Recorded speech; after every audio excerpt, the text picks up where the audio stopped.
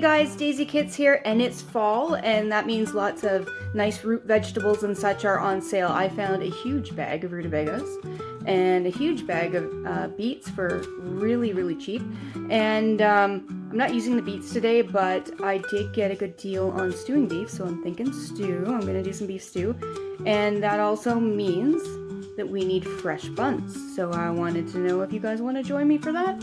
If you're gonna stick around, I'm gonna do it. And guys, before we start baking, you should know that this guy is waiting. He is waiting for anything to drop to the floor. He doesn't care what it is. He'd like to have it. And he's super cute. And he snorts. Here's a list of the ingredients that you will need if you'd like to follow along. Please feel free to pause the video and gather your ingredients. Now I like to warm up the milk first. I do so by 15-second increments. I like it just above lukewarm. The reason I do this is so that I can add the sugar and have it dissolve. That sugar helps develop the yeast. It's been asleep for a while, and you know that the yeast is fully active when there's a foam on top. We'll stir all of this in, and then we'll set it aside, and we'll come back to it when the foam has fully developed.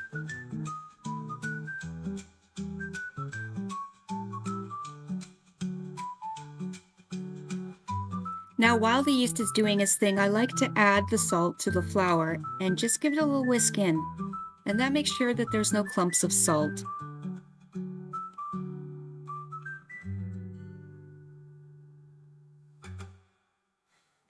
Now as you can see, the yeast has developed a bit of a foam on top, and it's now ready for you to add your 2 lightly beaten eggs to it. And I'm putting everything into the mixing bowl because I'm getting ready for the very next step, which is adding the dry ingredients. Make sure that that bowl is locked in place, and then you have your dough hook on. Start mixing it and add your softened butter. It's important that the butter is softened, but not important that it gets fully incorporated into the eggs and the milk.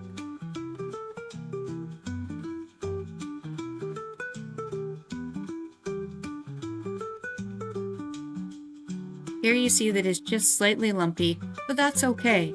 We're going to start adding our flour in small increments.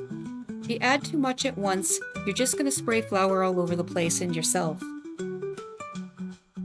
We're not looking for the dough to be completely combined, we're just looking for it to come away from the edges like you see here.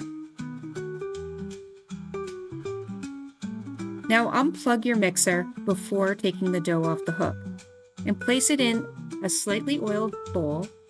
I use olive oil, and I put some olive oil on top of the dough ball itself.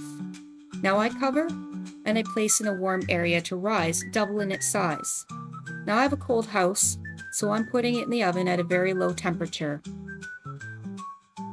I also leave the doors slightly open usually. Now once risen, you punch it down, just like so. Now I've sped this part up, but I make dough balls to the size that I want to. I'm making dinner rolls, but you can make larger ones. And here I cover them and I get them to rise about double the size again.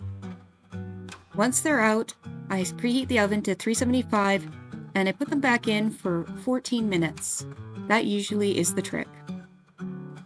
Here's what they look like when they come out. Mine are not perfect, but they're just perfect for me and my family.